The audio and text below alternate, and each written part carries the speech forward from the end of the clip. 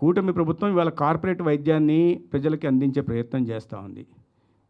దాన్ని అడ్డుపడే ప్రయత్నం చేస్తున్నారు. ఒక నాణ్యమైన వైద్య విద్యని విద్యార్థులకు అందించే ప్రయత్నం చేస్తుంది, అడ్డుపడే ప్రయత్నం చేస్తున్నారు. ఇవన్నీ వెళ్ళడానికి ప్రధాన కారణం కూడా మీరే అనే విషయాన్ని కూడా విస్మరిస్తే ఎట్లా? సెల్ఫ్ ఫైనాన్స్ స్కీమ్ తీసుకొచ్చిందే మీరు, మేనేజ్మెంట్ కోటా తీసుకొచ్చిందే మీరు, ఎన్ఆర్ఐ కోటా ప్రభుత్వ కళాశాలలో తీసుకొచ్చిందే మీరు. ఇవాళ ఆ విషయాలన్నీ మర్చిపోయి ఈ రకంగా మాట్లాడడం, పీపీపీని పదే పదే మన ప్రైవేటైజేషన్ అనడం. ఇదే విధంగా మొన్న అక్కడికి వెళ్ళారు, ఫైనాన్స్ మినిస్టర్ గారి దగ్గరికి వెళ్ళారు ఎంపీలంతా వెళ్ళి. ఆమె చాలా స్పష్టంగా చెప్పారు, మీకు పీపీపీకి ప్రైవేటైజేషన్ తెలియకపోతే అంటే దాంట్లో ఒక ఆయన అన్నాడట, పీపీపీలో కూడా ప్రైవేట్ ఉంది కదా మేడం అని.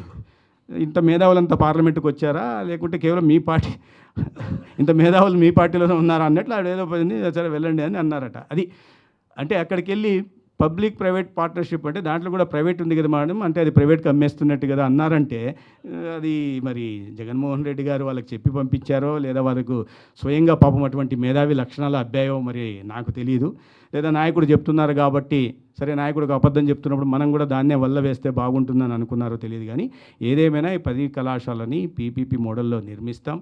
ఒక నాణ్యమైన వైద్య విద్యని, మెరుగైన వైద్య సేవలను కూడా రాష్ట్రంలో ఖచ్చితంగా అందిస్తాం.